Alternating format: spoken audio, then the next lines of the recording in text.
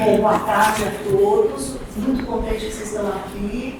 A gente, na verdade, meio de última hora que organizou esse evento, então é um direto que de lei. A gente foi uma lei veio com uma banca de livre docência, por acaso.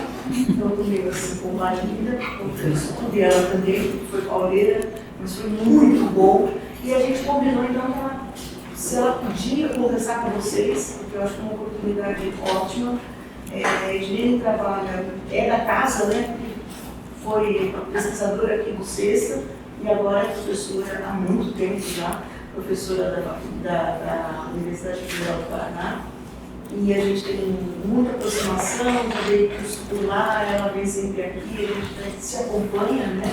Tem muita proximidade por conta da orientação que a gente quer, tanto orientandas na Câmara Única, então nossas pesquisas têm muita afinidade e ela, nesse momento, aí aconteceu o destino que também muitos alunos da Edilene vêm ficar comigo, enfim, né? Está tendo uma coisa de conexões de pesquisa que são naturais mesmo. E Edilene está agora no momento de trabalho com o Santo aqui no Acre há muito tempo, tem muita produção, muitos artigos que eu recomendo muitíssimo que vocês deem uma olhada. Essa checóloga chegando. Mas nesse momento ela está já há algum tempo, depois ela vai nos contar quanto, em torno da questão do ressurgimento do CETA na esfera pública aqui do Paraná. E com tanto, depois a história é muito linda, né? Depois o Rafael pode contar um pouco, a Roberta também. Mas, de fato, o que acontece é que tem todo um interesse, tanto do CETA por essas fontes, por essa documentação, como, né, dessa possibilidade de se pensar em outros termos, essa relação com o CETA que foram declarados extintos. Eu conheci o CETA quando não existia mais, quando eu comecei a pesquisar, que era isso, né? Teve uma declaração de que o CETA tinha sido extinto. E eles estão a mil por aí. Então eu passo a palavra para a Edilene, agradeço muitíssimo a sua disponibilidade e, enfim, hoje é uma conversa, ela não trouxe nada para apresentar, então vocês vão, é uma coisa de troca de pergunta e resposta, vocês vão também se colocando.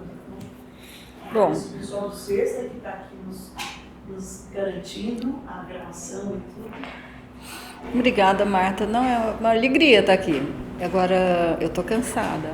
Eu imagino a Marta, né? Assim, eu devo estar 1/3 cansada do que a Marta está. Então, obrigada, Marta, pela oportunidade de isso. Eu imaginei isso como uma troca de ideias mesmo. Eu fiz um roteiro de 4 pontos aqui no meu caderninho, só para não deixar de falar algumas coisas. Saudosismo meu está aqui e muito feliz de saber que tem bastante gente aqui, né? Numa quinta-feira, no fim da tarde, né? Assim, obrigada pela presença de vocês. Bom, eu deixei de frequentar o SESTA, ele ainda era NHI, né? Ele era ainda o Núcleo de História do Indigenismo, que foi onde, então, contando um pouquinho dessa história, né? Que a Marta começou a dizer, eu fiz o mestrado e doutorado aqui, né? Com a orientação da Manuela. E naquela ocasião, então, durante toda a década de 90, eu trabalhei efetivamente com o que eram os catuquina, que hoje se denominam noquecuim. Né? Mas no Acre, então, numa outra história, né? Era a minha primeira pesquisa, segunda, que a primeira, estou botando a monografia de graduação que a gente tem, né? Que eu tive nas ciências sociais como... o primeiro trabalho. Eu não poria, mas eu posso falar disso depois, ele ficou um pouco importante, que ele virou documento da Comissão Estadual da Verdade, então eu recoloquei ele dentro da minha cabeça também, reclassifiquei. E na época a Manuela estava montando uma equipe para estudar no Acre, que era uma região absolutamente desconhecida do ponto de vista etnográfico. Tinham trabalhos sobre os Kaxinawá, o Nicuim, e sobre os demais povos não havia absolutamente nada. Né? E naquele tempo que os mestrados duravam bastante, né, Marta? Assim, eu fiz uma primeira visita ao Acre em 91, visitei 4 povos para escolher onde eu ia trabalhar, no segundo ano. né? Bem diferente do que vocês passam agora. E, enfim, aí no 3º ano e no 4º ano eu fiz campo, escrevi e defendi em 4 anos e meio. E eu lembro que quem foi a primeira da minha turma a defender fui eu. Isso é absolutamente assim, inimaginável nos dias de hoje, né? E aí dei continuidade no doutorado, fiquei. Eu virei o século trabalhando com os povos no Recuim. E assim continuei. Quando começou a onda do uso urbano do campo, eu voltei a campo, aí, mas já estava com 2 filhos pequenos, voltei a campo, mas foi muito tempo de pesquisa. Então, no total, né, só para eu chegar para a pesquisa que eu faço hoje, foram 28 anos de pesquisa com os Noquecuim, o que é muito legal, a profundidade temporal, e foi um tempo de muita transformação, BR-364, a onda do campo. Assim, foi muita coisa depois dos anos 90, enfim, no início desse século aconteceram muitas coisas. E, assim, né, participei da Enciclopédia da Floresta e a onda do campo da ayahuasca, dos terapeutas esotéricos, isso gerou certas tensões e uma desconfiança imensa em relação aos pesquisadores. E um pouco que eu fui me cansando desse novo contexto e assim, me sentia também muito familiarizada, muito em casa. Enfim, eu fui cansando um pouco da pesquisa, né? Tinha um excesso de familiaridade, né? Que eu achava que aquilo não era mais assim tão legal. Tinha um esforço imenso para ir lá, tendo 2 filhos pequenos, sendo professora. E eu, de fato, assim, declarei um game over, né? Eu falei assim, tá na hora do jogo acabar, né? Assim, tem um excesso de familiaridade, o contexto está muito alterado. Eu me desentendi com algumas lideranças, uma situação que foi resolvida imediatamente, mas eu me desentendi efetivamente com algumas lideranças. Está registrado num artigo publicado no Anuário Antropológico, que é sobre essa desconfiança em relação aos trabalhos de pesquisa, né? Não sei se você lê, mas o título é Nosso Conhecimento Vale Ouro, então tinha essa acusação de uma apropriação de conhecimento, foi tenso, enfim. Mas eu continuei depois disso ainda trabalhando um tempinho lá e até que o game over efetivamente foi decretado. Isso 2014, tá? Em 2014, em Curitiba, eu digo a gente porque foi o programa de pós-graduação. A gente recebeu, né? Quer dizer, eu fiz o convite para a professora Manuela fazer uma aula inaugural, a Manuela foi para a aula inaugural do programa de pós-graduação. E eu comentei com a Manuela, falei, olha, assim, estou encerrando o trabalho com catuquina, não sei ainda o que eu vou fazer, mas estou dando por encerrado. Né? Não vou mais retornar ao Acre com tanta frequência, só vou para visitar as pessoas que eu gosto, que eu fiz amizade, né? Mas eu estou procurando outra coisa para estudar. Você tem alguma ideia? E naquela ocasião, a Manuela estava trabalhando junto com você, né, e com outras pessoas na Comissão Nacional da Verdade. A Manuela falou, Edilene, tem um rapaz que tem 1 tonelada de arquivos na casa dele? Vai lá, copia algumas coisas, pensa. E a essa altura eu estava pensando em casos de remoção forçada de povos indígenas, né? E aí ela sugeriu, pensa na ditadura militar e vai na casa do colega e copia lá uns documentos, de repente você acha um tema e tal. Eu vim a São Paulo, a casa do colega era aqui em São Paulo, que era o Marcelo Zelic, né? Que tinha descoberto, né, achado o relatório Figueiredo, que estava participando na Comissão Nacional. Fiquei amiga do Marcelo, eu ia para a casa do Marcelo com HD externo, copiava toneladas de documento e comecei a pensar nos casos de remoção forçada, né? E nesse meio tempo, eu não sei exatamente, porque para mim isso ainda é um mistério, talvez o Rafael saiba, mas eu já perguntei, ele também desconversa, o Marcelo também desconversava. Eu não sei quem assoprou no ouvido do pessoal do Ministério Público Estadual do Paraná, para a equipe que era conduzida pelo procurador Dr. Olímpio Sotomayor. Eu recebi um convite para colaborar na Comissão Estadual da Verdade. Tá? Esse foi o link que foi feito para eu chegar ao Chetá. Aí eu fui conversar com o doutor... E assim, o que eu não sei é assim, quem assoprou no ouvido do doutor Olímpio. Né? Eu tenho a impressão que foi Marcelo Zelic ou alguém da Comissão Nacional da Verdade que ficou sabendo que eu estava querendo mudar os objetivos da minha pesquisa e eu estava ali do lado. Eu trabalho exatamente a 3 quadras do Ministério Público. Né? E aí eu me aproximei do pessoal do Ministério Público, fui conversar com o doutor Olímpio. Falei, olha, posso colaborar, mas tinha um prazo super curto. Eu falei, é um trabalho monumental, tem muita coisa para ser feita, não posso pegar todos os povos indígenas do Paraná, porque isso é muita coisa. Ele falou, não, a gente está especialmente interessado na sua colaboração no caso do Chetá. Eu falei, beleza.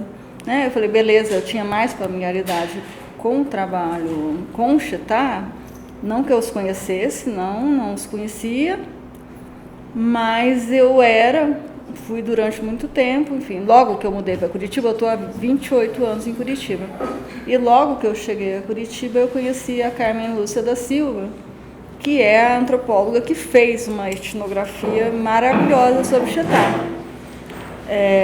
Com poucos documentos, mas sobretudo com o Chetá sobreviventes do extermínio. Eu tenho que falar do Chetá, né? Eu já falo um pouco do Chetá para vocês. E eu cheguei em Curitiba e conheci a Carmen imediatamente, porque a gente tinha uma amiga em comum, que era a Kimi Tomazino, a ex-professora de Londrina, que mora hoje em São Paulo. Me entregou o material ontem. A Kimi é generosa demais, né? Ela é a maior arquivista do norte do Paraná, né? Uma coisa assim esplendorosa, né? Eu tenho um bom exemplo. Eu tenho que aprender a cuidar dos meus materiais como ela cuida dos dela, gente. Pelo amor de Deus, muito organizada. E aí eu conheci a Carmen Lúcia da Silva, que naquele momento estava fazendo a sua dissertação de mestrado sobre o Chetá. Ela havia trabalhado na FUNAI e ela tinha conhecido o caso da tragédia da vida do Chetá, porque havia sido uma funcionária da FUNAI, e ela fez um projeto para contar a história do Chetá a partir dos sobreviventes. Então, a história que ela queria contar, bastante diferente do que eu venho fazendo desde que eu trabalhei na Comissão Estadual, porque eu estou trabalhando com documento, né? A Carmen estava trabalhando, de fato, com... Né, os Chetá que resistiram, né, ao processo genocida, que sobreviveram, né, ao que foi feito deles e da terra deles, e que ela reencontrou porque era funcionária da FUNAI e sabia onde estavam 4 pessoas.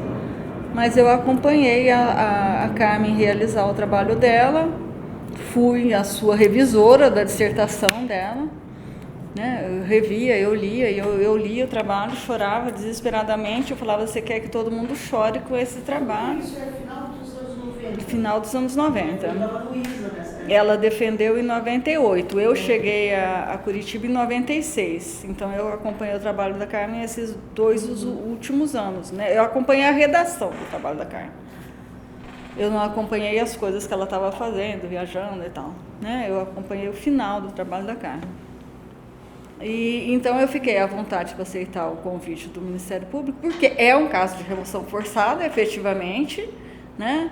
E porque eu tinha familiaridade, com muitas aspas, com a história Chetá, a partir do trabalho da Carmen que eu havia lido, né? E aí eu aceitei, e o pessoal do Ministério Público me deu coisa assim,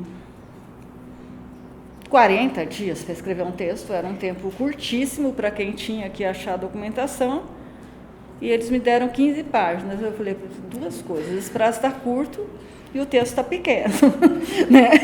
E eles falaram, eles foram, como que eu vou dizer, eles foram compreensivos, né? Eles falaram, não, escreve o tanto que você quiser, e a gente vai ver se você vai poder, escreve 15 páginas, e se você quiser mais, você vai mandando, e a gente vai vendo se dá para aumentar. Quer dizer, eles queriam ver a qualidade da informação que eu tinha, na verdade, né? Enfim, e foi aumentando, no final tudo foi editado, mas enfim, deu certo. E aí eu comecei a procurar documentação sobre o Chetá em Curitiba, né? Quer dizer, Curitiba, eu fui a Maringá também, no acervo do Lúcio, mas foi sobretudo Curitiba. E como o meu prazo era curtíssimo, foi uma coisa assim, bastante instrumental, né? Assim, quanto pior o documento, melhor. Né? Pior assim, a tragédia. Tipo, tinha uma carta que eu encontrei no CEPA, que é o Centro de Estudos e Pesquisas Arqueológicas da Federal do Paraná, e que tinha uma carta do professor Loureiro Fernandes, que é o fundador do meu departamento, fundador do CEPA também, enfim, tem documentos no CEPA que dizem respeito ao Chetá.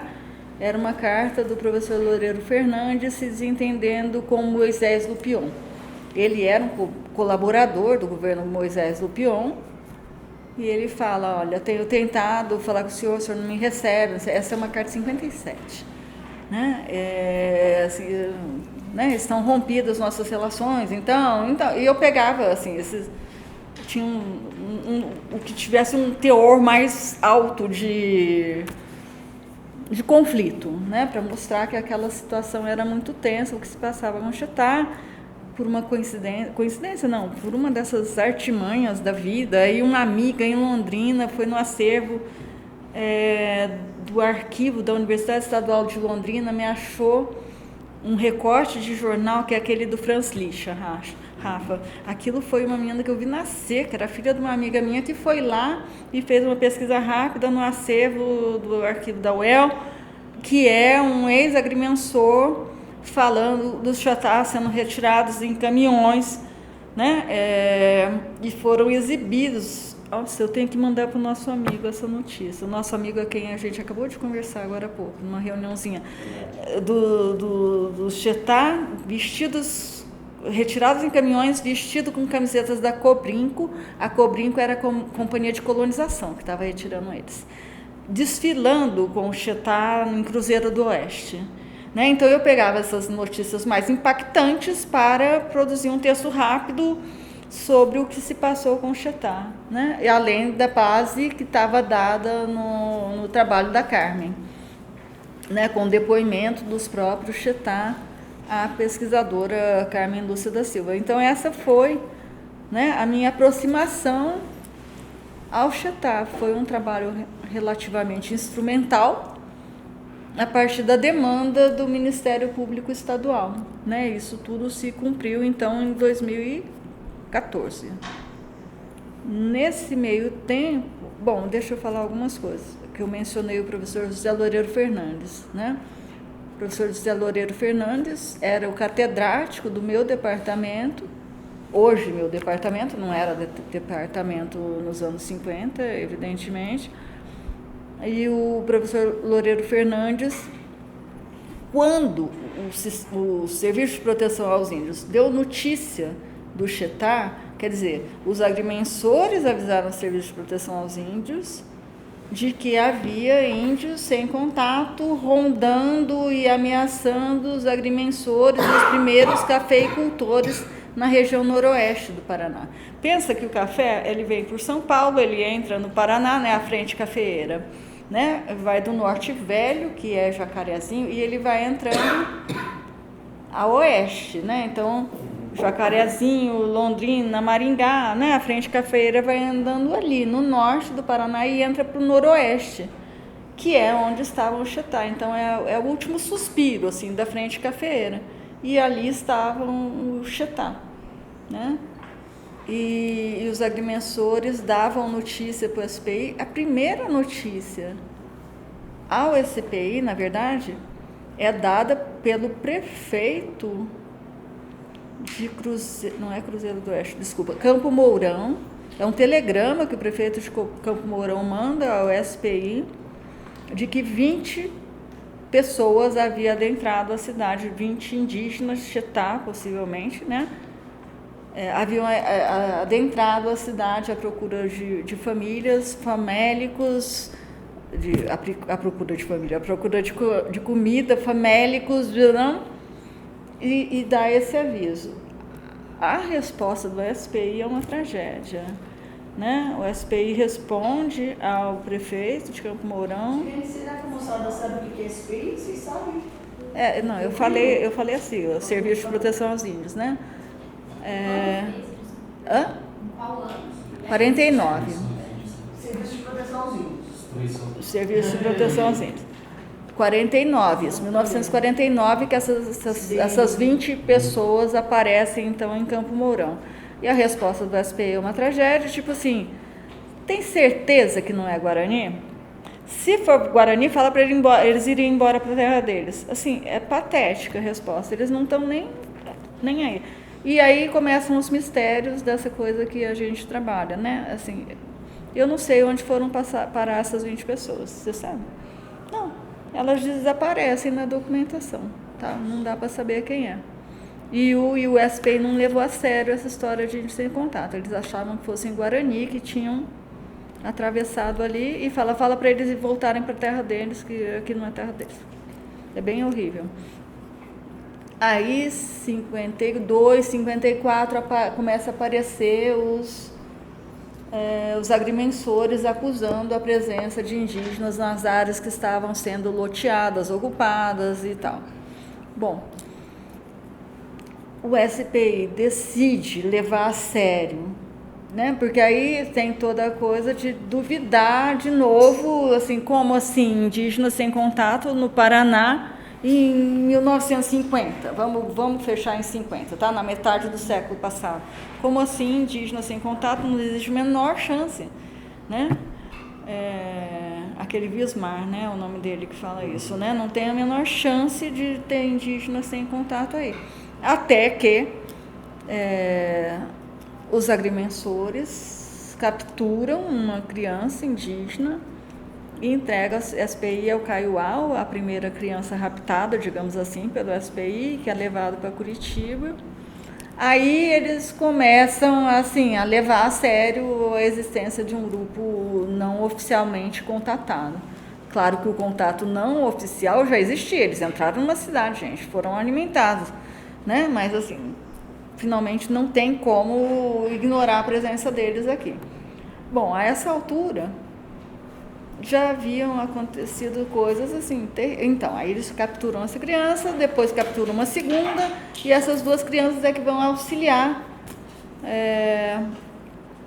a realização do contato oficial, que aí vai o SPI, né, os funcionários do SPI, o professor Loureiro Fernandes, tá, que é o fundador do meu departamento, que era de formação médico, urologista, vai um fotógrafo, que é o Kozak, que produziu uma documentação prodigiosa sobre o Chitá, mas não só sobre eles, tá? O Kozak viajou mais no Brasil também. E eles, enfim, aproximam-se do Chitá quando o Chitá de fato chegam a uma fazenda, tá? Que eles chegam na fazenda Santa Rosa. E o contato foi feito com o caseiro da fazenda, vamos dizer assim, que é o seu Antônio Lustosa e Dona Carolina, né? É aquela coisa do contato, né? Eles se aproximam, Dona Carolina sugere de dar açúcar para os índios, aquela coisa, e aí chega o SPI atrasado, né? Só que a essa altura, doenças já graçavam entre eles, possivelmente casos de envenenamento, morte, sequestro de criança. Assim, estava dado o roteiro da tragédia, né? Em nenhum momento o SPI fala em demarcar terra, tá? Não houve assim, vamos demarcar uma terra, não, vamos retirá-los daqui, tá? O que se tem é um mapa com a terra da Serra dos Dourados, que é onde estavam o Chitá, loteado. A gente já tinha visto esse mapa, agora o Rafael recebeu um mapa mais fantástico ainda de uma pessoa, tá? Assim, você vê a terra medida e recortada, né? Então, em nenhum momento se falou em demarcar uma terra. Se falou em se fazer um parque, o Parque Florestal da Serra dos Dourados. O dono da fazenda Santa Rosa, que foi onde os Chitá se aproximaram, era um deputado estadual, tá? Mas quem estava na fazenda era o seu sobrinho, que era o caseiro, quando os Chitá se aproximaram da fazenda Santa Rosa. O Antônio, o deputado, né, não o sobrinho, ele chegou a propor ele era deputado estadual, ele chegou a propor na Assembleia a criação de uma reserva florestal da Serra dos Dourados, que supostamente serviria para o Chetá morarem ali, né, nessa área, nessa reserva florestal. Mas o projeto dele não foi adiante, a Assembleia também não, né? Quer dizer, ela aceitou o projeto, mas o Lupion não, né? Então o Lupion vetou o projeto, né? Então o Chetá, as crianças ficaram em Curitiba, boa parte, não eram tantas, tá? Mas em Curitiba, vários Chetá na terra indígena Marreca dos Índios, que é perto de Guarapuava, e vários desses Chetá morreram ali na terra em Guarapuava. Morreram vários de tuberculose, assim, eu lembro que tuberculose na documentação do SPI é o que aparece, é a doença que mais aparece. E a gente só sabe, assim, a gente só tem certeza na remoção desses que foram levados para o sul do Paraná, então, para Curitiba, para Guarapuava e o Moarama. Ali a gente, mas é sobretudo Curitiba e Guarapuava. Só que tem uns indígenas que desapareceram da documentação. Esses que eu falei, né, que no documento de jornal que a menina arrumou para mim em Londrina, no arquivo da UEL, esses indígenas que se fala que foram exibidos em caminhão em Campo Mourão, para onde eles foram, tá? Então, aí olhando a documentação, eu tenho uma hipótese que está pertíssimo de ser comprovada, que eu tenho razão, né? Porque para onde foram esses indígenas de Campo Mourão? A documentação do SPI sobre o Chetá já foi publicada, tá? Ela está num livro do professor Lúcio Tadeu Mota. O Lúcio Tadeu Mota, que é um historiador, e a Rosângela Cezino, que é a mulher dele, os dois publicaram a documentação do SPI, e nessa documentação tem uma carta ao SPI dizendo, sei lá, para fulano de tal, acho que é para o Deocleciano de Souza Nenê mesmo essa carta, eu tenho impressão. Estou aqui na Diocese de Cruzeiro do Oeste com vários Chetá, estou dando assistência para eles, comida, hospedagem, comprei roupa, remédio, fiz isso, aquilo, assim, pedindo uma ajuda, né, para o SPI bancar o orçamento, tá? Dos gastos que a Diocese de Cruzeiro do Oeste estava tendo com esse Chetá. Assinam a carta Frei Estevão, que é esse capuchinho, delegado de polícia, presidente da Câmara de Vereadores, o prefeito e um oficial de justiça. São 5 pessoas que assinam essa carta. Ok. Onde foram parar os Chetá de Cruzeiro do Oeste? Eu acho, assim, para mim é isso, são esses Chetá que desapareceram, né? Que eles desapareceram, acho que é o último traço da documentação que tem sobre eles, né? Agora, assim, vou falar de modo muito abreviado, que é isso que a gente está quase chegando perto, enfim, eu, Rafael, né, assim, do nada eu irei a Cruzeiro do Oeste, por muito acaso, tá? Não dá nem para contar a história inteira, porque ela, assim, ela é quase inacreditável, né, Rafael? Assim, eu não procurei, eu fui procurada, né? Assim, é do outro mundo, Adriana, você precisa saber o que está acontecendo. Assim, é do outro mundo o que está acontecendo, uma sucessão de acasos e coincidências. A prefeita quer que eu vá lá, enfim, porque o que eu acho é o seguinte.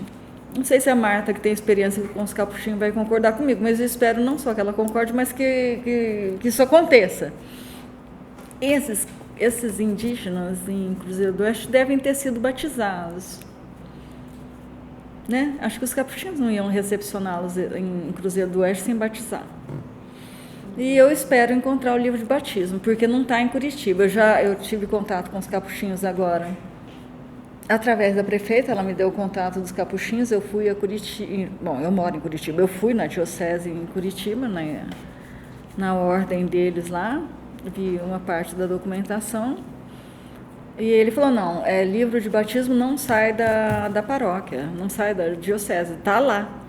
E ele, né, me falou o nome do frei que eu devo procurar, porque eu quero ver os livros de batismo, né, para ver se esses xatá passaram por lá, porque tem que ter passado, porque tem a carta do Frei Estevão. E o Frei Estevão ficou só 2 anos, então isso foi importante eu saber nessa conversa com o Capuchinho de Curitiba, com o Frei Juarez, que o Frei Estevão, que era esse contato, que o Frei Estevão, não falei até agora, o Frei Estevão pegou uma criança xetá também. Uma criança xetá esteve com os capuchinhos pelo menos até completar 18 anos. Tá? E ela se chama Natal, porque ela foi batizada em 25 de dezembro, isso eu descobri há uma semana. Na conversa com o Frei Juarez, ele me arrumou o batistério do Natal.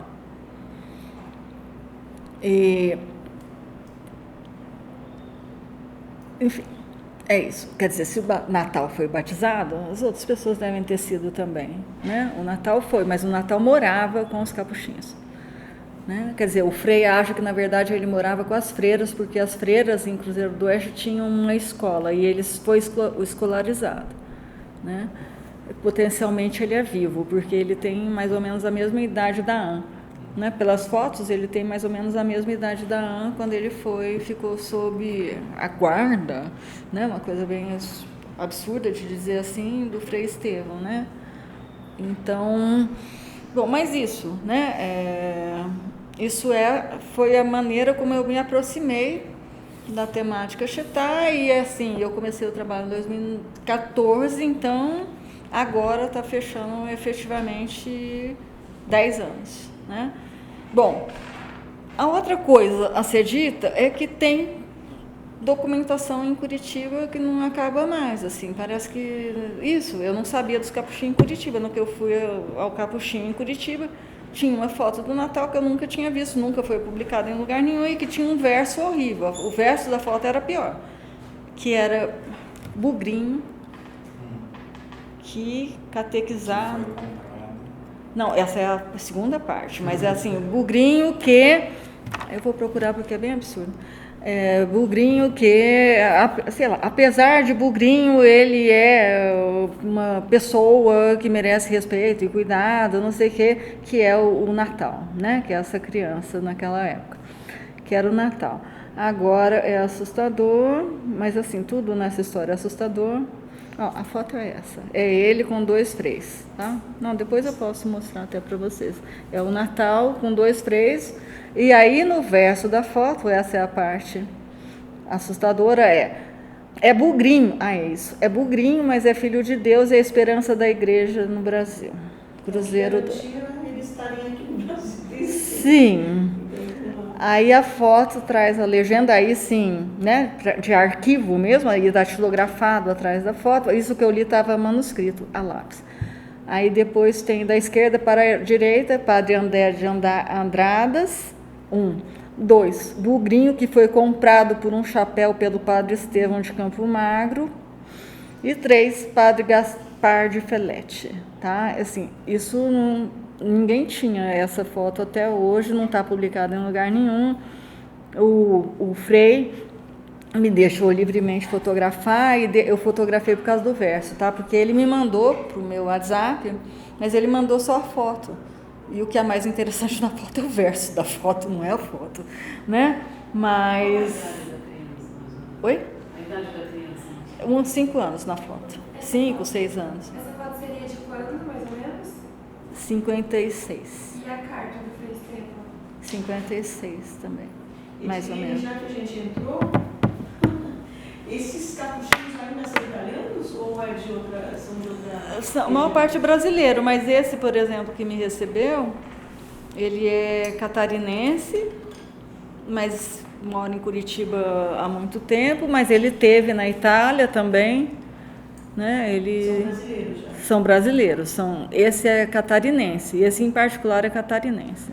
Ele me falou a cidade dele, enfim, está anotada na minha caderneta em Curitiba, de Tubarão, não, já lembrei, ele é de Tubarão, ele é de Santa Catarina, mas ele morou um tempo na Itália, fala italiano, né? Muito fascinado pelo Timitilli, por isso que eu te perguntei se você tinha um livro, porque ele tem um livro do Timitilli em italiano, perguntou se eu tenho interesse. Eu falei que tinha. Né? Não tenho, porque não tem Chetá no livro, mas tudo bem. Né? Eu também não ia falar, não, padre, eu não quero. Né? Assim, você não faz esse tipo de coisa, a pessoa está te recepcionando bem, né? Tomamos café junto, uma pessoa muito adorável. Me falou, enfim, dos batistérios em Cruzeiro do Oeste, que não sai, eu não sabia disso, que não sai da igreja o livro de batismo, né? Ela fica lá. Então... Eu estava lembrando, Edilene, que a gente teve um congresso em Uruguai, que teve uma apresentação de dois pesquisadores que estavam trabalhando nessa linha de documentação mais recente, já do século XX, do século passado, sobre registro de batismo. Isso tinha dado muito certo, eles tinham informado muita coisa. Você lembra? Você me apresentou esse cara. Michael. Ah, mas você deve ser o ex-marido da Josi. É o ex-marido da Josi, tá? Não, então, a gente só vai trombando em gente conhecida nessa história toda, né? Bom, mas é isso. Ele levantou uma apresentação incrível, que trazia registro de batismo, que o que interessa muito é como é que isso acontece, né? Qual é a qualidade desse registro, quanto que se fala de expressão, e não era exatamente nessa região que você está interessada, mas isso para dizer que vale sim a pena me dar uma olhada. Não, pois é, e aí com essa... recentes, né? Então tem que sim. uma... A idade da cidade de Cruzeiro do Oeste, que, enfim, eu vou visitar daqui a pouco, se der certo, Rafael vai também. A idade da cidade é a idade do contato oficial do Chetá. É exatamente a mesma idade que a cidade tem e que o contato tem. Né? Então faz todo sentido isso. E eu vou, enfim, a hora que eu tiver a data certinho, você vai para Cruzeiro do Oeste tal data, eu vou entrar em contato com o Frei Juarez de novo, para ele falar para o Frei Valentim, que está em Cruzeiro do Oeste, a professora está indo aí, enfim, para eu ir recomendada para facilitar um pouco o acesso à documentação. Né? Bom, mas essa documentação é, assim, isso que eu estou falando, a foto que eu li com esse verso, essa coisa dos capuchinhos, ninguém olhou esse acervo. Tá? Esse aí ninguém olhou até agora mesmo, eu tenho absoluta certeza. O que eu tenho trabalhado a partir de Curitiba, enfim, 3 acervos em particular eu conheço um pouco melhor, um mais do que todos. Um é do Círculo de Estudos Bandeirantes, que a Marta conhece, acho que a Marta foi lá, né, Marta? O Círculo de Estudos Bandeirantes era uma instituição em Curitiba de intelectuais católicos, o que incluía o professor José Loureiro Fernandes, que eu já mencionei aqui, e incluía também, isso é importante dizer, porque embora o Lupion seja uma pessoa, né, o ex-governador Moisés Lupion seja uma pessoa absolutamente implicada na situação do Chetá, ele deu início ao loteamento das terras, né, e coisas desse tipo. Enfim, o processo de colonização tinha o Lupion como o primeiro governador ali. O Bento Munhoz da Rocha, que é o governador que sucede ao Moisés Lupion, ele é tão implicado quanto. Né? Isso é uma constatação minha e do Rafael, porque é mais difícil lidar com o Bento. Né? Porque o Bento Munhoz da Rocha, ele era um professor de história, portanto, vizinho do meu departamento, é o da frente, é o departamento de frente. Né? Assim, é só atravessar o corredor. O Bento era um historiador, se tornou político, foi prefeito, enfim, de Curitiba, foi governador, deputado federal. E foi no período do Bento Munhoz da Rocha que parte das terras que eram da Cobrinco, da Companhia Brasileira de Imigração e Colonização, que era onde estavam as terras Chetá, foi no governo do Bento que essas terras da Cobrinco foram parar nas mãos do Grupo Bradesco. Tá? Da Suemitsu. Hã? Da Suemitsu. Da Suemitsu, é isso. E depois da Suemitsu são os colonizadores de origem japonesa. E depois isso vai parar na mão o controle do Bradesco. E o Bento fez coisas absolutamente letais ao Chetá, tão letais quanto o Lupion. Só que todo mundo passa pano pro Bento, porque o Bento é, assim, a mítica em torno do Bento é do modernizador do Paraná. Tá? O Teatro Guaíra foi ele que fez, não sei o que foi ele que fez, assim, ele é o JK do Paraná, sabe? Assim, ele tem essa coisa de ter sido modernizador do Paraná. Mas se você vai olhar, assim, ele fez coisas tão maléficas quanto o Lupion, ao Chetá especialmente, né? É que o Lupion é conhecido sobretudo, mas não só, pelo decreto Lupion de 49, que reduziu várias das terras indígenas do Paraná. Não estou querendo amenizar para o Lupion, não, mas o fato é que o Bento, o supermodernizador, na verdade, dava continuidade ao projeto do Lupion, sem nenhuma distinção, não tem como falar, né? E quem sucede o Bento Munhoz é o Moisés Lupion de novo. Então você tem a década de 50 fechada em alternância Lupion, Bento, Lupion, tá? Que é a década de 50, que é definitiva na vida e na morte, sobretudo do Chetá, tá? Bom, e aí a essa altura, a gente entra na década de 60, fazendo uma história bem linear, assim, né? A gente entra na década de 60, em 61 foi criado pelo Jânio Quadros o Parque Nacional de Sete Quedas. E no Parque Nacional de Sete Quedas estavam previstas terras ao Chetá. Tá? Tem um parágrafozinho no final do decreto onde estão reservadas terras ao Chetá. Entretanto, por parte do órgão tutor, enfim, do Serviço de Proteção aos Índios, não foi feito nenhum esforço para levar o Chetá para dentro do Parque Nacional de Sete Quedas.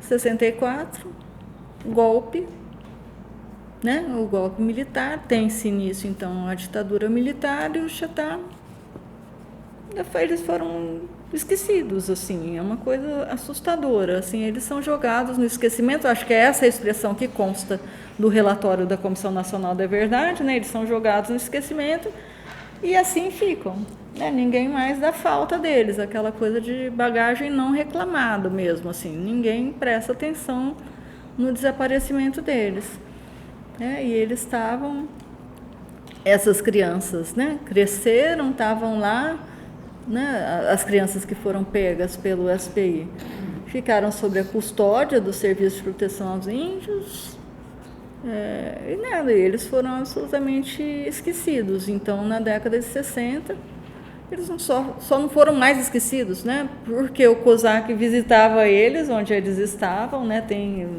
o COSAC visitou eles mais de 15 vezes, em Apucaraninha, em Marrecas, né? O COSAC, que era o fotógrafo que trabalhava com o professor Loureiro Fernandes. Fotógrafo e cinegrafista, ele fez imagens, né? Tem filme, tem um filme editado, que foi editado no Museu do Homem, porque o Zé Loureiro tinha seus, né? Ele fazia viagens para Paris, e o Museu do Homem fez um filme com imagens do COSAC. Mas o Museu Paranaense, por exemplo, tem filmes não sonorizados, não editados do COSAC, né, com o Chetá. Então, isso... E aí, nessa história, né, da bagagem não reclamada, né, ninguém dá... E sabia-se que tinha algum Chetá. Sabia-se quem? Quem é que sabia? Bom, 67, o SPI, né, fim das suas atividades, depois do relatório Figueiredo, FUNAI sucede, e os funcionários da FUNAI, aí eu já estou avançando para ir mais rápido, os funcionários da FUNAI sabiam onde estavam alguns Chetá, 4, tá? Aquela altura 4, e sabia sobretudo porque um deles, que é o Tiquém, e o Tiquém é o mais sonhador deles, talvez, porque toda a luta pela terra começou pelo Tiquém, né? O Tiquém, por vários dramas familiares, mas a vida de todas as pessoas foi um drama, eles eram crianças, né? Quando o processo homicida né? Não é nem genocida, né? Começou, o Tiquen passou por um processo penal, tá? Ele matou um homem. E aí o funcionário da FUNAI, muito sensível com a situação dele, né? Quer dizer, um Chetá no processo penal, ele resolveu reunir os outros Chetá que ele sabia onde estavam para irem acompanhar o processo, né? Que foi em Tomazina, na cidade de Tomazina, que é norte do Paraná também. Não é noroeste mais, aí a gente já está no norte do Paraná. Porque a essa altura o Tiquen morava em Pinhalzinho, eu acho, né? E ele levou 3 Chetá e eles se reencontraram. Então 4 Chetá ali se reencontram. A Carmen fica sabendo, a Carmen a essa altura já estava na FUNAI, fica sabendo da história, enfim, acontece o julgamento do Tiquen, ele foi absolvido do crime, mas essas 4 pessoas inicialmente se reencontraram, elas não sabiam da existência uma das outras, tá? A Kimiki conta isso, né, que no final do julgamento eles cantaram, né? Que eles cantaram ao final do julgamento. Imagina, eles eram tudo criancinha quando eles foram retirados das suas terras. Bom, mas essa é a história do Chetá, tá? Então, assim, muito resumidamente, né? E aí começa, como a Carmen era da FUNAI, passa um pouco, a Carmen começa a se aproximar dessa história, tá? Isso a gente está nos anos 80, mas a Carmen começa a se aproximar dessa história que vai resultar, enfim, depois, 10 anos depois, na dissertação de mestrado dela. E em Curitiba tem, assim, os documentos, então, né, para falar um pouco deles. O Círculo de Estudos Bandeirantes, que eu estava falando antes, né, no Círculo de Estudos Bandeirantes tem muita documentação, porque o professor Loureiro Fernandes, em vida, ele cultivava muito a sua imagem, né? Assim, em vida, ele doou o seu acervo para o Círculo de Estudos Bandeirantes, do qual ele era um dos fundadores. Tá? Eu estou falando disso porque eu parei no Círculo de Estudos Bandeirantes, né? O Bento Munhoz da Rocha também era do Círculo de Estudos Bandeirantes, tá? Essa instituição de intelectuais católicos. No Círculo de Estudos Bandeirantes, na verdade, os 2 grandes acervos que tem no Círculo é a documentação do Loureiro e a documentação do Bento. Do restante não tem muita coisa, mas é Bento e Zé Loureiro. Os 2 muito cultivadores de suas memórias, digamos assim. O Zé Loureiro, no guia de fontes organizado pelo João Monteiro, a anotação que tem no guia de fontes que a doação foi em vida, né? E tem mais, era um detalhe que tinha lá que está no guia de fontes, foi doação em vida, né? Isso lá no Círculo, a secretária que me recebia disse que não sabia disso, né? Porque, enfim, o guia de fontes é do começo dos anos 90, a última secretária não estava lá quando as pesquisadoras do guia de fontes foram lá. Eu falei, olha, está escrito aqui no livro que foi doação em vida, será que foi mesmo? Tem o termo de doação, do acervo? Nada disso. Ela falou, nunca... eu acho que não tem. Ela falou, não sei, não faço ideia, nunca soube disso, mas se está aí no livro, deve ser. Né? Uma coisa assim, se está aí no livro, deve ser. Mas o fato é que com a minha pesquisa, assim, e era assim, os documentos tudo solto, recorde de jornal, estava tudo solto, esparramado. E eu falei, nossa, vocês podiam digitalizar isso, né? Enfim, esse acervo do Loureiro foi digitalizado, então hoje ele está digitalizado, mas o Círculo de Estudos Bandeirantes acabou de fechar as portas. Acabou. Game over também, acabou. Porque o Círculo era uma associação de velhinhos, aqueles intelectuais católicos, né? Grande parte morreu e os que estão velhinhos estão muito velhinhos. Né? Assim, né? Muito velhinhos. E eles passaram, né? Eles fizeram algum tipo de contrato, que eu não sei de qual tipo, com a PUC do Paraná. A PUC é que tocava o Círculo Bandeirantes, fazia a manutenção da coisa, tinha um acordo de cooperação, não sei o termo jurídico do que acontecia ali. E, oi? Mantenedor. Ele fez essa coisa da instituição mantenedora com a associação dos velhinhos do círculo. Agora, esse acervo tinha que ir para o museu, né? Não, então, aí o que se passa? Eles digitalizaram tudo, tanto o acervo do Loureiro quanto o acervo do Bento, isso tudo foi para a biblioteca da PUC Paraná. Eu não sei quem que assoprou também na orelha da secretária de Cultura, a prefeitura tombou o círculo. Então, se a PUC tinha planos com o imóvel, porque o imóvel é no centro da cidade, a 50 metros do Chato Guaíra. Mas a prefeitura tombou o círculo e aquele prédio não pode ser aproveitado economicamente, porque o plano era assim, de virar uma agência bancária, tinha uma coisa já assim. Só que como foi tombado, essa coisa não está mais acontecendo. Não vai virar banco, nem cinema, nem igreja, não vai virar nada. Vai virar, tá lá, né?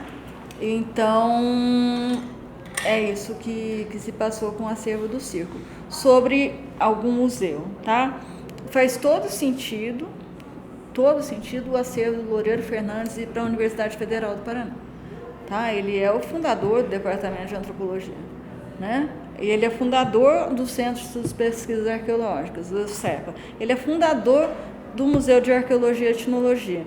Eu fico um pouco brava com o professor Loureiro Fernandes, porque ele criou a instituição demais. E aí o que se passa?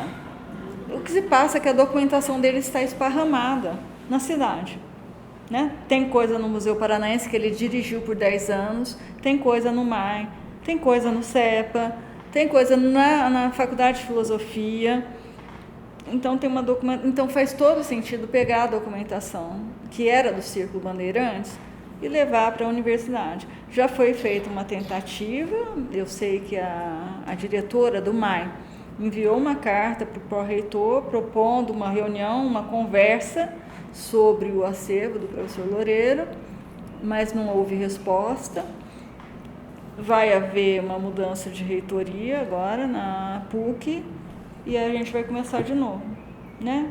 Já que vai mudar o reitor, então a gente vai tentar de novo uma conversa com a reitoria da PUC sobre esse acervo, né? Edilene, eu estava, pelo menos você fala assim rapidamente, que a gente, esses dias agora, tem falado de outros acervos que estão chegando também, mais do Estado, da Justiça, que você chegou a entrar em contato, contar um pouco para eles também que isso está acontecendo. Sim, então, esse é o acervo do Loureiro, é o acervo, digamos assim, mais oficial possível, né? Porque ele era o catedrático, ele esteve nas expedições. Tem coisas, então, só eu chego lá, tem coisas no Museu Paranaense. No Museu Paranaense, assim, tem coisa do Loureiro, porque ele dirigiu por 10 anos. Aí tem frustração, tá? Vamos falar a parte de frustração. Uma aluna de iniciação científica, eu falei, olha, vamos lá, Letícia, vamos pesquisar o que não foi publicado no Museu Paranaense. Vamos pesquisar, sei lá, livros de ata. As reuniões no período do contato do Chetá do Museu Paranaense. A gente falou, uau, a gente vai fazer uma descoberta aqui, ninguém mexeu nesses livros de ata até hoje. Ela foi lá de mascarinha, luvinha e tal, não aconteceu nada. Não tinha uma nota nas reuniões. Tudo que era feito, então as cartas de apoio dos pesquisadores do Museu Paranaense que eram enviadas, as moções de apoio, não sei o que eram enviadas para o governo do Estado, era tudo feito extraoficialmente, não tem nada no livro de ata. Pelo menos a gente já sabe que nenhum pesquisador precisa ir lá mais mexer no livro de ata, porque não tem nada. Né? Assim, é muito triste. Ela ficou lá lidando com aquele livro de ata de toda a década de 50, desde 49, e não tinha nada. Eu falei, olha, me desculpa né? Por te botar para fazer essa pesquisa que não tem nada, mas agora a gente já sabe que não tem nada. Né? É frustrante. Então, porque tem essa parte, né? Que às vezes você acha o documento sensacional. Uma ida lá no Padre, eu consegui essa foto, né? Que não estava em lugar nenhum até hoje. E ela, tadinha, com a luva, com a máscara, leu, para ler com aquela letra toda, nada. A gente olhou cartas do COSA que diz respeito ao Chetá, essas sim estão todas digitalizadas, porque o acervo do COSA que foi há 5 anos, eu acho, declarado pela Unesco Patrimônio da Humanidade. Tá? Então, as coisas do COSA que estão todas digitalizadas e tal, a minha aluna foi lá, em mais de 4.000 cartas que aquele homem escreveu. Ele escreveu carta demais, tinha uns 300 e pouco que ele tratava do Chetá, correspondências com diferentes partes do mundo, tanto contando a história e a tragédia Chetá, quanto venda de acervo e tal, para pagar, financiar. Ele se autofinanciava, né? Então, tem isso.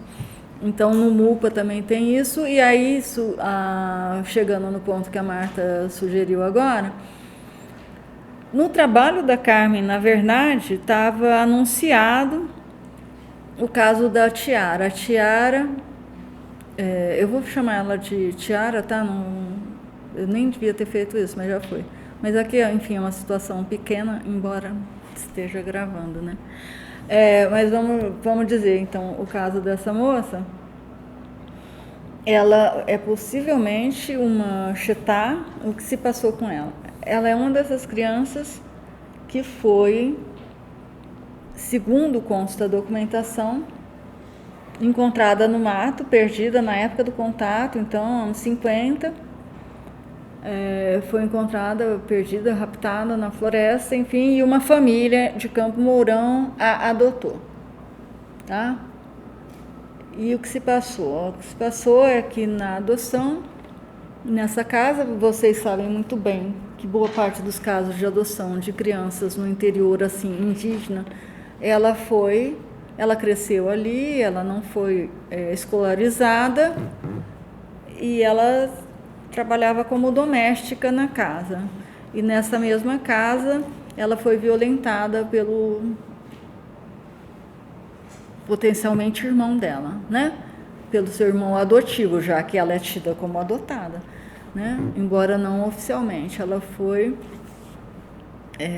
violentada, estuprada naquela casa. A hora que os donos da casa, né, a família dona da casa, fica sabendo o que se passou, pegam a Tiara e a colocam numa casa de prostituição. É uma sucessão de tragédia a vida dessa mulher.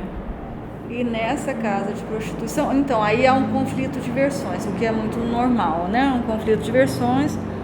E nessa casa de prostituição, ela mata um homem. Ela mata um homem e isso dá início a um processo penal. Tá? Dá início a um processo penal. E foi isso. Isso está no trabalho da Carmen e está numa outra... Está no trabalho da Carmen e numa dissertação de mestrado também. Né? E aí, bom, essa história resumida, ela é toda horrível e chocante, absurda. E eu resolvi ir atrás desse processo, assim, né? Eu falei, olha, quem sabe? Eu falava isso brincando, assim, né? Mas assim, sei lá, na graduação eu fiquei muito tocada quando eu li Pierre Rivière, que matei meu pai, meu irmão, do Michel Foucault, né? Eu falei, eu vou, assim, esse processo é o meu Pierre Rivière, eu tenho que achar esse processo. Eu tentei e não conseguia quem me desse uma dica. Quando eu conheci o pessoal, então, do Ministério Público, quando eu trabalhei na Comissão Estadual da Verdade, pedi para eles me ajudarem, eles não conseguiram me ajudar, enfim. Não sei por qual razão, mas eu não consegui acesso ao processo mesmo com a ajuda, apoio um pouquinho do Ministério Público. Mas, enfim, agora há uma pessoa no governo do Paraná, uma Secretaria de Direitos Humanos. Eu falei, será que você me ajuda a chegar nesse processo? Ele falou, vamos tentar, vou falar com fulano de tal. Ele falou com uma pessoa que eu não conheço, e essa pessoa falou, escreve para tal lugar. E aí eu escrevi, né, para uma vara de justiça da região de Maringá, e eles me concederam acesso ao processo, né? Eles me enviaram um processo digitalizado, porque eu queria ver o que constava lá. E o processo é um show de horrores, assim, né? Assim, é um show de horrores, né? Eles falam, apesar de ter sido violentada e maltratada naquela casa, ela não guarda mais as condições intelectuais do povo de onde ela foi retirada. Assim, é uma coisa assim assustadora o processo, né? Assim, eu escrevi, enfim, um texto sobre ele. Se isso fosse uma palestra, eu ia apresentar aquele texto, né? E aí, como fico devendo. Tá. Eu fui num congresso da ALA na Argentina, né, em Rosário, eu apresentei lá, que é isso, eu encontrei no processo justamente o que eu imaginava que eu ia encontrar. Que eu falei, vai aparecer aí a aculturação, e foi exatamente isso. Né, assim, para a gente, né, da antropologia, assim, a gente sabe mais ou menos o roteiro, né? Então é assustador, porque a continuidade da violência que se deu nos anos 50 está no processo. Né? Está no processo com os operadores do direito, assim, falando coisas, assim, ela não se adaptou à vida civilizada. Isso é uma frase dentro do processo. Ela não se... Hã? De quando o processo? Dos anos 70. Final dos anos 70, 78, acho. É do final dos anos 70, né? E, assim, é o juiz, é o desembargador, é um monte de gente, são todos homens, vários homens negando a liberdade dela, e mesmo então, tá, ela é encarcerada, ela foi encarcerada na penitenciária feminina de Piraquara, isso é região metropolitana de Curitiba. No processo eu vi o endereço dela. Então, o que acontece? O endereço dela, ela estava presa. Aí, em um dado momento, a coisa muda, aí já é anos 80, início dos anos 80, eu não sei o que acontece, eu acho que a mudança na FUNAI, alguma coisa assim. No começo dos anos 80, é dada a entrada num pedido de liberdade condicional para ela, por bom comportamento e tal. Ela estava aprendendo ofícios dentro da penitenciária, de cabeleireira, e é dada a entrada por um deputado bastante progressista, na época do PMDB, isso é pré-constituição, né? Com apoio de um deputado estadual, é dada a entrada também, então, no pedido de liberdade condicional. Ela fica em liberdade condicional, é arrumada uma casa onde ela pode morar, é isso que eu ia falar. Se eu vejo o endereço onde ela estava hospedada, ela estava muito perto de onde eu moro hoje. Ela estava morando no centro da cidade e estava na casa que ela estava hospedada, a dona da casa que ela estava hospedada, estranhamente a mãe de Guarani. Estranho. Que também trabalhava como cabeleireira. E a Chetá, então, passa a continuar o seu ofício de cabeleireira e tal. Por alguma razão, ela muda de casa. Acho que ela tinha que mudar de casa, tinha uma coisa de ficar andando de casa, não ficar fixada num único lugar. E num dado momento, a dona da casa comunica à justiça que ela havia desaparecido. Tá? E ela tem contato com os outros titãs? Não, ninguém sabia dela. Ninguém sabia dela. E aí ela desaparece. Ela desaparece e pronto, desaparece. Ninguém mais sabe dela. Até que... então voltando um pouco, enquanto ela estava ainda na liberdade condicional, tá? Enquanto ela estava na liberdade condicional, ela também passou a frequentar uma instituição Temis, que chamava Temis. Eu te passei esse texto, Rafael? Não, né? Eu vou te passar. Ela passa a frequentar... É tipo uma ONG para pessoas que estão saindo do encarceramento, de apoio para ressocialização e tal. Essa instituição, a Temis, então dá alguma assistência a ela. Mas quando ela foge, aí acabou. Ela não frequenta mais o Temis, não frequenta nada. A sua tutora, digamos assim, simplesmente comunica à justiça que ela desapareceu. E pronto. E aí, 20 anos depois, aparece outra, aí sim, uma outra incidência no processo, que é uma promotora, porque quando elas aparecem, todas as delegacias do Paraná recebem um comunicado, um telegrama do desaparecimento dela, da fuga. Tá, é isso, é chamado de fuga. E é aquela coisa dentro do peito. Eu falei, meu Deus, eles fugindo de novo, né? Ela fugindo, o Nechetá em fuga, né? E aí, 20 anos, como não a encontram, 20 anos depois, há uma incidência de uma mulher no processo, que é uma promotora, dizendo, assim, dado 20 anos de fuga sem recaptura, acabou a pena. Não, acabou a pena, ela está em liberdade. Porque se não tem recaptura depois de 20 anos, você não pode ser reencarcerado. Eu não sabia disso. Ela é, então, se nada sucedeu de pior à vida dela, que já tem coisas demais ruins, se nada sucedeu a ela de tão ruim quanto já foi a vida inteira dela, ela é viva. E viva em Curitiba, possivelmente, né? Eu digo possivelmente porque no trabalho da Carmen, então, voltando ao trabalho da Carmen, a Carmen quase chegou nela.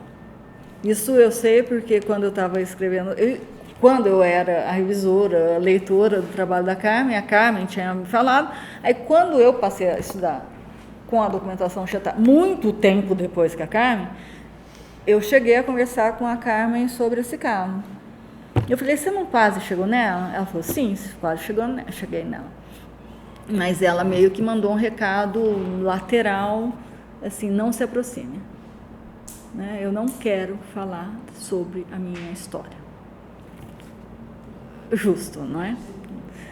E aí tem um trabalho, eu não sei de qual historiador francês, esqueci o nome dele, fugiu o nome dele agora, que ele ouviu mulheres que estiveram nos campos de concentração da Alemanha, e as mulheres falavam assim, eu dou esse depoimento para nunca mais. Eu não quero mais tocar nesse assunto. Né? As mulheres que estiveram em campos de concentração. Eu acho que o caso esse caso, né, dessa mulher Nechetá, é muito isso. Ela deve ter dado depoimento no processo dela. Assim, ela já deu o depoimento dela e quando a Carmen esteve muito perto, a Carmen disse que esteve muito perto. Mas ela mandou um recado. Não quero falar sobre a minha vida como indígena. Então, fique longe de mim. E é claro, a Carmen respeitou a decisão dela, então ela estava na região metropolitana de Curitiba, aquela altura. Ela estava em Almirante Tamandaré, que é isso, é uma cidade bem pertinho de Curitiba, na região norte de Curitiba. Não, norte não, desculpa, sul de Curitiba. E é isso, né, no caso dela. Então, essa documentação, então, do processo, eu já pensei também em procurar o processo do Ticuém, que foi o primeiro processo que eu falei, né, do Ticuém, que matou um homem, era possivelmente um crime passional, né, mas eu pensei em olhar o processo dele também, porque no processo que eu alcancei dessa mulher Nechetá, no fim das contas, talvez não soe bem falar assim, mas o que eu menos buscava era a história dela.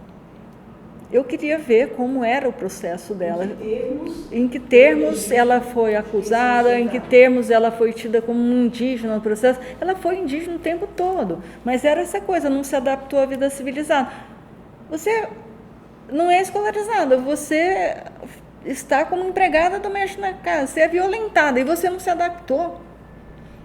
Assim,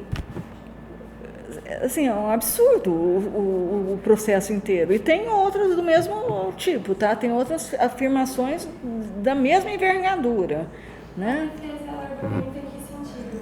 Porque eu trabalho com a documentação do Cine e aí eu estava lendo sobre um processo Caingangue, de um Caingangue que matou uma pessoa. E a defesa trabalha no sentido de aquela questão da tutela, ele é incapaz, semelhante aos débeis mentais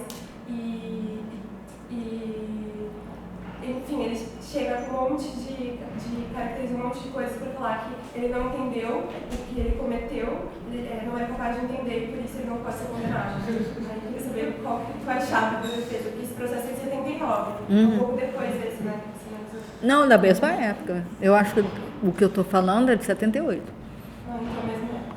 Nesse caso, ele é considerado culpado, só que aí o juiz ele se baseia numa parte do artigo do Estatuto do Índio e manda esse indígena de volta para sua terra indígena em liberdade, apesar da condenação. Então, mas no caso dela, ela não estava em terra indígena. Não existia terra indígena. E é interessante que ele encomenda um estudo de antropólogos. Ele vai para o manicômio judiciário, e aí eles encomendam um estudo para esse manicômio judiciário para saber se ele era mesmo incapaz de entender o que ele cometeu.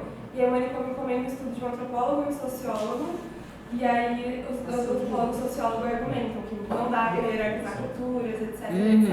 E é uma questão interessante, porque isso poderia colaborar para ele ser considerado culpado. Sim, Não, mas no caso dela, não tem terra para ela voltar, né? Diferentemente dos Caingangue, que tem uma terra para onde você volta, no caso dela não tem terra para voltar, ela não tem parente, ela não tem ninguém.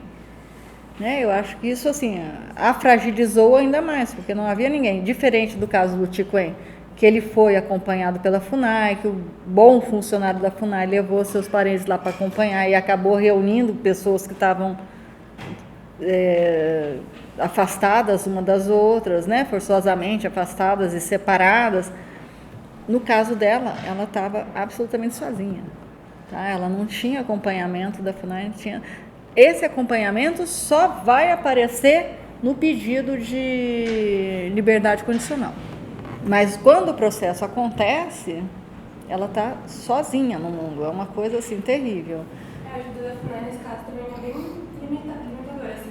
Porque o advogado pede ajuda da FUNAI e a FUNAI manda uma cópia do Estatuto do Índio. E é isso que ela faz. Essa é a ajuda. Sim. Então, é uma sucessão de excessos, né? Assim, excessos de coisas horríveis, né? Então, ela que tinha sido capturada na floresta ainda passa por isso tudo. E, enfim, isso. Né? Então, essa documentação, né, não habitual, né, dos nossos trabalhos, né? Essa não é a documentação habitual. A habitual é a documentação do SPI, é a documentação do pesquisador que esteve lá, Loureiro Fernandes, Kozak. É uma das coisas extraordinárias do mundo, né, Rafael? Isso, assim, eu acho estonteante, né? Os Chetá tiveram essa vida, tiveram e se prolongam nessa vida de tantas perdas e de tanta dor, de tanto luto. Eles tiveram a sua língua estudada pelo maior linguista de língua indígena do Brasil. O Arion da Linha Rodrigues era jovem e de Curitiba, quando o contato foi efetivado. O Arion foi quem registrou e descreveu a língua Chetá. É uma coisa assim... Por 60 anos. Hã? Por 60 anos. Por 60 anos. É uma coisa assim do outro mundo. Por 60 anos não, porque ele ficou um tempão sem ir. Né? Sim, no intervalo, mas ele estudou a língua Chetá nos anos 60, logo na sequência do contato, e descreveu a língua, fez um registro que um bom linguista faz de uma língua indígena, né? Tem toda essa comunicação também que agora me veio, que é a possibilidade de diálogo com axé, com possibilidades de também fazer um padrão de pesquisa ampliada, né, de como é que foram esses deslocamentos, coisas desse, talvez daqui a pouco dê para a gente pensar nisso. Talvez. Eu acho que está longe, talvez mas eu acho que está longe. Mas só para concluir a coisa do Arion, o Arion estudou nos anos 60, então, quando a Carmen passa a estudar nos anos 90...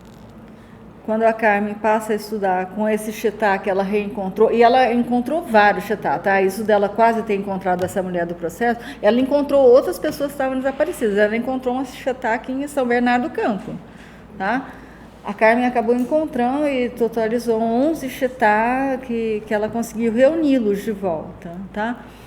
Mas a Carmen reencontrou também a Arion, e a Arion voltou a estudar a língua Chetá. Com quem? Ela estava perguntando, essa primeira pesquisa de língua é com quem? Com Arion.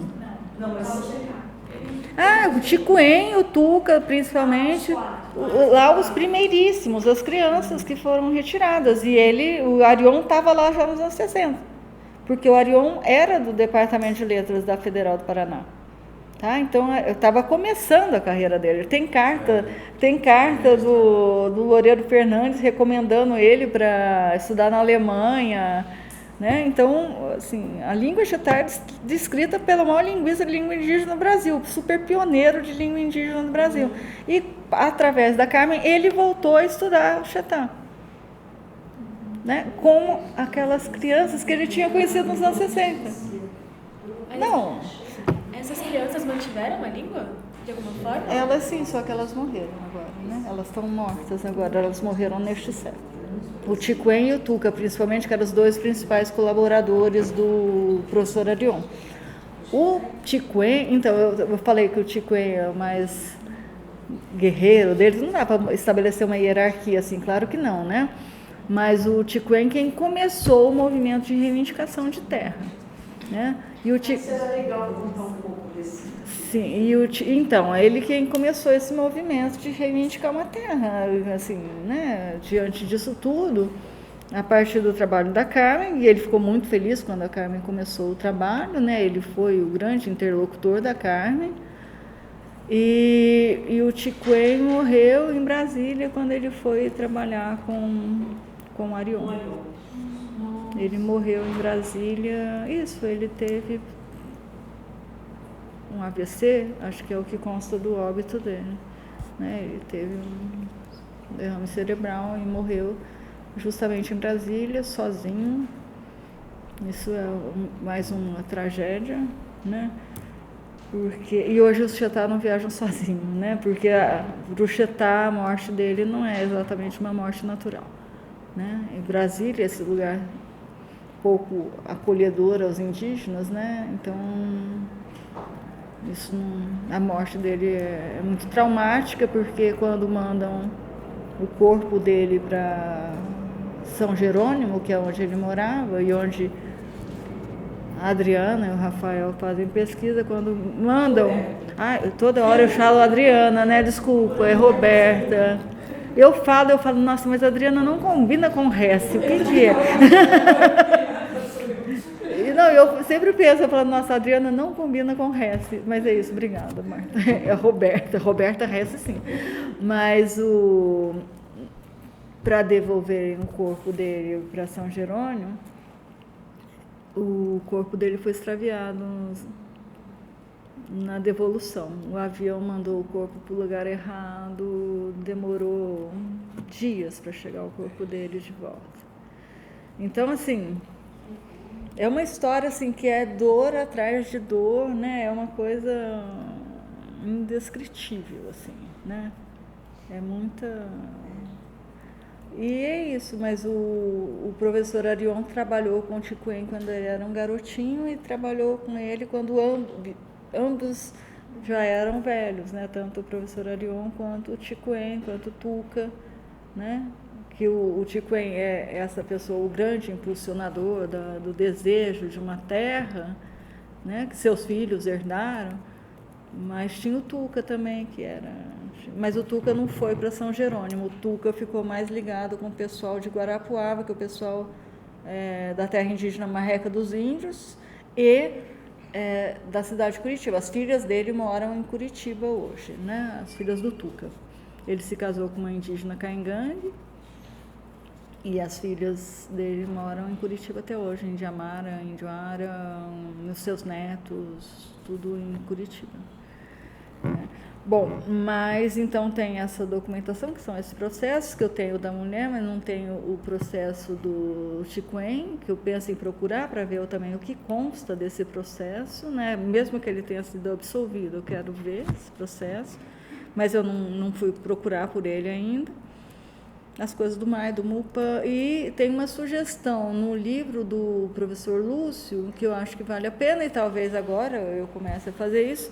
O Lúcio fala, provavelmente as câmaras de vereadores e as prefeituras tenham ainda muitos documentos que não foram simplesmente vistos, né? Não foram nem prospectados assim nas prefeituras. Você diz aonde tem esses indicadores de presença Chetá.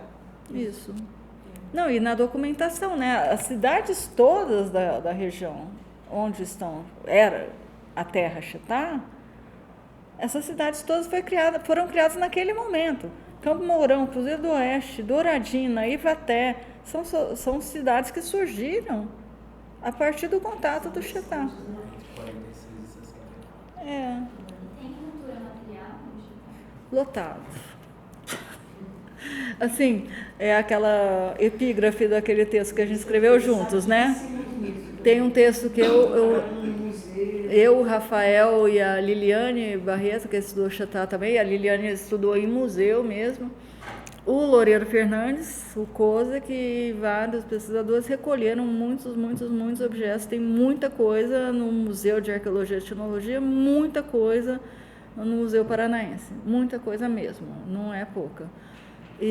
Mas enfim. Não tem álbum, nada disso, né? Com uma coleção assim. O pessoal do MAI está fazendo, tá montando isso. Está meio parado, enfim, porque a Laura não está aqui de volta. Era a Laura que estava tocando esse projeto. Mas no MUPA talvez tenha. O catálogo, né? O catálogo. No MAI começou a ser feito. Mas... A Gabi é ótima, a Gabriela Freire. Então, mas ela está no exterior agora, né? Ela tá na França. Então, ela está na França agora, porque eu acho que a Gabriela estava fazendo junto com a Laura, tá? E aí a Laura voltou para a Espanha e a Gabriela foi para... Mas isso tá iniciado, no caso do MAI. Do MUPA, talvez, mas eu não tenho certeza do MUPA. Mas então... E é super interessante isso, né? Assim, eu e o Rafael e a Liliane, a gente publicou um artigo sobre isso. Assim, tem muita coisa. E é super legal, né? Porque esses objetos dos Chetá contemporâneos viraram o que a gente chamou de matriz referencial. Assim, eles vão ver os objetos, né, copiam os objetos, tem agora uma cultura material que é feita, inspirada naqueles objetos que estão lá musealizados, os dois museus têm sido muito generosos, muito legais, eles podem entrar, pode tocar, pode mexer, pode não, né, eles não são, a entrada deles não é de forma alguma... Eu ganhei com a nossa Chetá e arrebentou, fiquei preocupada, Rafael, será que quer dizer isso? Rafael falou para ficar tranquilo. Mas essa situação do Chetá,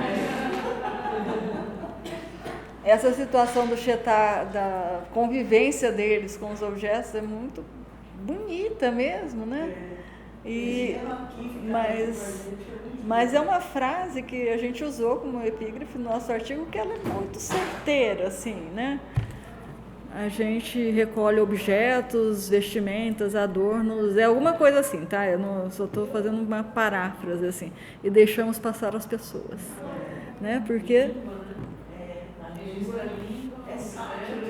Pois é, você tem um registro linguístico, você tem um registro objetual, você tem filmes e você tem 200 pessoas hoje sem terra. Tá? Porque houve a recuperação demográfica, eles se miscigenaram, se misturaram com Caingangue e com Guarani, mas se reconhecem como Chetá, e você tem 200 pessoas sem terra, né? É uma coisa assim... É uma população grande. Sim. Das terras baixas. Não, mas o objetivo é que 200 pessoas hoje... é o que o registro do Loureiro Fernandes dava para eles na época do contato. Então, só agora eles chegaram àquilo que eles... a cifra... A linha demográfica... 70 anos depois. 70 anos depois. Né? E nessa situação absurda de indígenas sem terra. Né? E uma outra coisa, naquele seminário que você promoveu no SESC, né? Porque é impressionante assim, né? Porque assim, eu não quero também fazer uma leitura absolutamente positivista, que é só o documento que prova a existência deles. Não. Eles têm essa montanha de documentos. A minha piada é: você sacode uma prateleira em Curitiba, cai um documento que tá tipo essa foto. Eu fui num lugar e falei: vai lá que você vai achar alguma coisa. Pronto, achei, né? Então, você tem documentos em papel, foto, isso, aquilo.